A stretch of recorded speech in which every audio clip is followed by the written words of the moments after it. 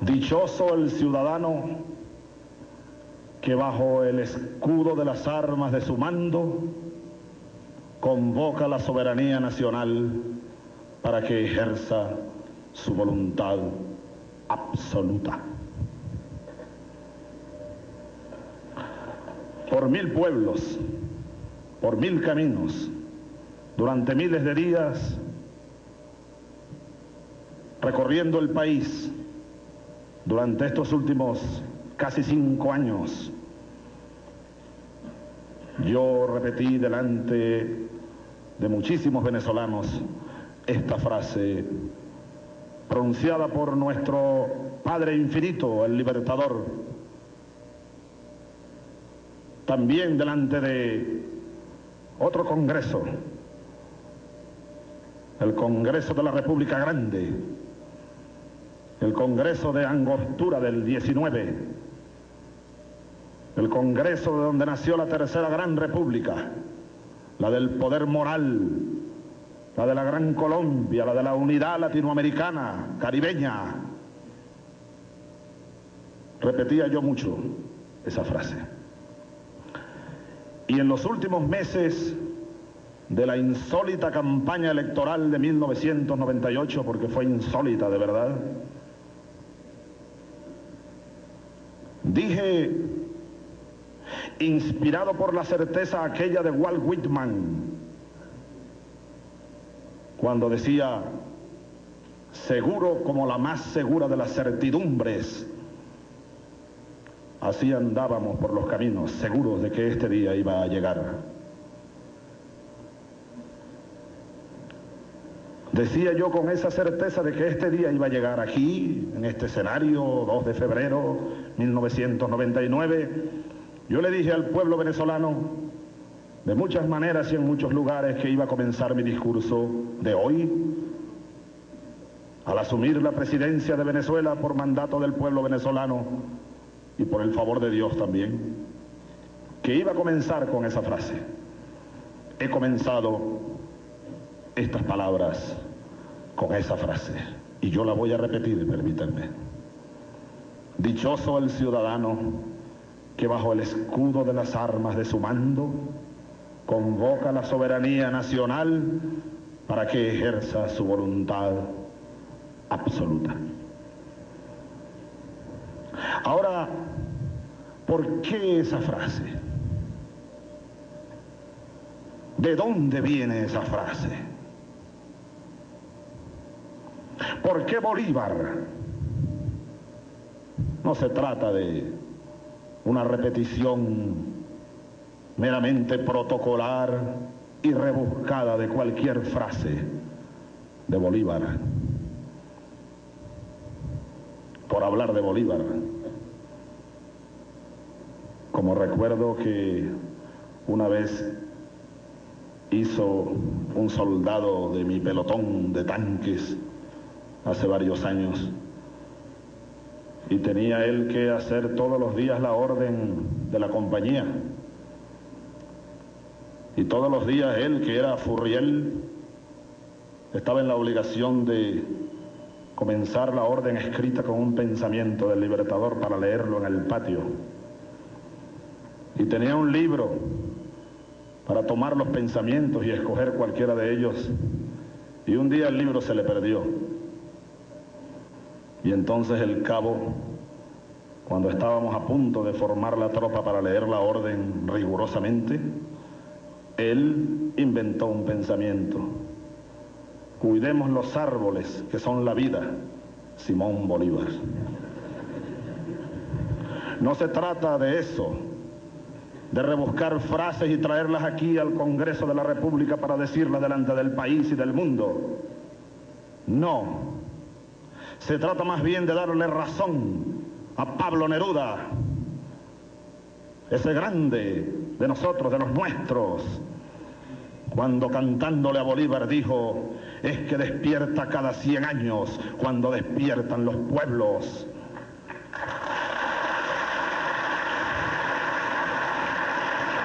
Se trata de reconocerle razón al grande de nosotros también, que fue Miguel Ángel Asturias, cuando dijo cantándole a Bolívar: los hombres como tú, libertador, no mueren, capitán, sino que cierran los ojos y se quedan velando.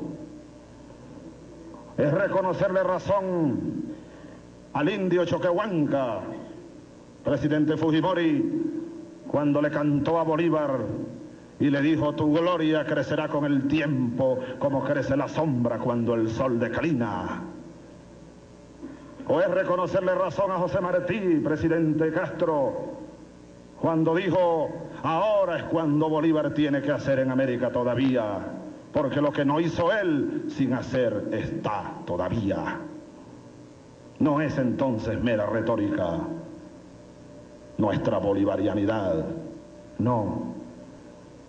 Es una necesidad imperiosa para todos los venezolanos, para todos los latinoamericanos y los caribeños fundamentalmente, rebuscar atrás, rebuscar en las llaves o en las raíces de nuestra propia existencia la fórmula para salir de este laberinto, terrible laberinto en el que estamos todos, de una o de otra manera. Es tratar de armarnos de una visión jánica, necesaria hoy, aquella visión del dios mitológico Jano, quien tenía una cara hacia el pasado y otra cara hacia el futuro. Así estamos los venezolanos de hoy. Tenemos que mirar el pasado para tratar de desentrañar los misterios del futuro, de resolver las fórmulas para solucionar el gran drama venezolano de hoy. Y mirando hacia el pasado, en este día crucial para la República, para la nación, para la historia venezolana, en este día que no es un día más, en esta transmisión de mando presidencial que no es una transmisión de mando presidencial más, no, es la primera transmisión de mando de una época nueva. Es el abrir la puerta hacia una nueva existencia nacional. Tiene que ser así, es obligatorio que sea así. En Venezuela, cuando revisemos, compatriotas, o cuando revisamos nuestra historia reciente, para no irnos muy lejos, en Venezuela bien pudiera estudiarse como un caso y sacar experiencias de aquí, hermanos del continente, hermanos del mundo entero. Un ejemplo de lo que no debe ocurrir, más nunca, jamás. Nunca, jamás. En Venezuela pareciera que fue escogido por algún investigador especial para estudiar y aplicar un caso que es estudiado en la teoría política y social con aquel nombre de la teoría de las catástrofes. Aquí en Venezuela se ha cumplido cabalmente la teoría de las catástrofes. Esa teoría la conocemos, voy solamente a refrescarla un poco de aquellos días de los estudios de ciencia política y de ciencia militar, que en el fondo es lo mismo, decía Clausewitz, y los grandes estudiosos de la ciencia. La teoría de las catástrofes ocurre de manera progresiva. Cuando sucede alguna pequeña perturbación en un entorno, en un sistema determinado, y no hay capacidad para regular esa pequeña perturbación. Una pequeña perturbación pudiera regularse a través de una pequeña acción.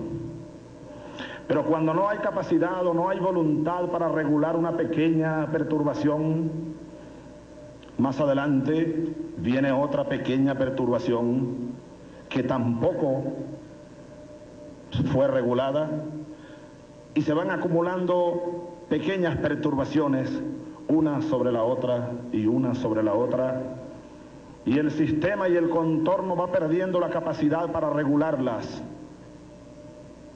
hasta que llega la catástrofe. La catástrofe es así la sumatoria de un conjunto de crisis o de perturbaciones. En Venezuela, yo nací en 1954. En 1971 era el expresidente Caldera, era presidente de la República. Cuando ingresé yo a la Academia Militar de Venezuela.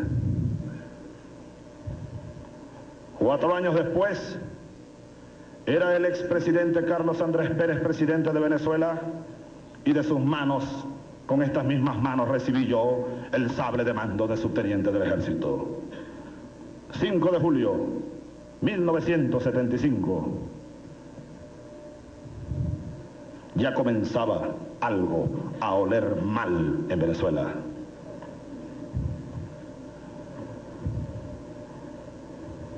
Comenzó la crisis ética. Reconozcámoslo. Creo que es momento de reconocer nuestras culpas. Todos las tenemos, yo también. ¿Quién lanza la primera piedra? Yo hago un llamado, y es mi primer llamado, como presidente de Venezuela, a que todos reconozcamos nuestras culpas, como hacemos en la iglesia, Monseñor. Por mi culpa, por mi culpa, por mi gran culpa. Pero lo más importante, como lo aprendí yo cuando era monaguillo, es, y como me lo recordaba el gobernador Arias en la Academia Militar cuando me sancionaba, leyéndome los textos largos de la historia de la religión, lo importante no es darse golpes de pecho. Lo importante es darse golpes de pecho y salir renovados en el espíritu, en el alma, en el vigor. Eso sí es lo importante. Yo hago un llamado a todos los venezolanos para que hagamos ese acto individual y colectivo. Ya basta. Aquella crisis moral de los años 70 fue la gran crisis. Y esa es la crisis más profunda que todavía tenemos. Ese es el cáncer más terrible que todavía tenemos allí, presente en todo el cuerpo de la República. Esa es la raíz de todas las crisis y de toda esta gran catástrofe. Mientras no curemos ese mal, seguiremos hundiéndonos en la catástrofe. Aunque el petróleo llegue de nuevo, ojalá que no, a $40 el barril. No lo queremos, no queremos que llegue a $40 el barril. Pero aunque llegara, y aunque lloviesen petrodólares y mucho dinero, igual sería como un alivio momentáneo, pero igual nos seguiríamos hundiendo un poco más allá, en un pantano ético y moral. Esa crisis no hubo capacidad para resolverla. La más mínima capacidad, ni la más mínima voluntad para resolverla. Y siguió galopando, como un pequeño cáncer que no es extirpado a tiempo. Y así llegaron los años 80 y ocurrió la segunda gran crisis, después de una serie de pequeñas perturbaciones. Vino el Viernes Negro. Ahora la crisis moral carcomió instituciones, carcomió el modelo económico y la crisis se hizo económica y comenzamos a oír en Venezuela hablar de devaluación, de inflación, términos que habían quedado durante muchos años al recinto de los estudiosos de la economía. pero tampoco se reguló esa crisis, ni la moral ni la económica. Y la acumulación de estas dos crisis originó una tercera, espantosa porque es visible, porque las otras, la moral y la económica, son así como los volcanes que por debajo van madurando hasta que explotan y revientan y se hacen visibles y arrasan pueblos y vidas y ciudades.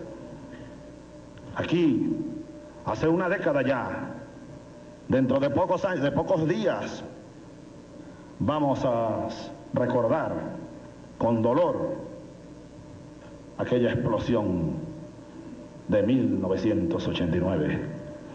27 de febrero, día horroroso, semana horrorosa. Masacre, hambre y miseria. Y aún no hubo, a pesar de eso, capacidad ni voluntad para tomar las acciones mínimas necesarias y regular, como pudo haberse hecho, la crisis moral, la crisis económica y ahora la galopante y terrible crisis social.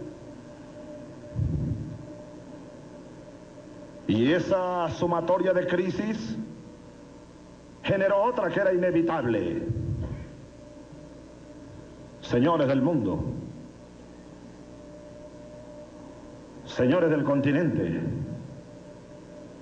la rebelión militar venezolana de 1992 era inevitable, como lo es la erupción de los volcanes.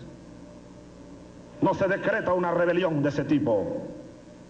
Y yo aprovecho este momento para darle un recuerdo imperecedero a los jóvenes militares y civiles de las rebeliones de 1992. 4 de febrero y 27 de noviembre de aquel año, que quedará para la historia.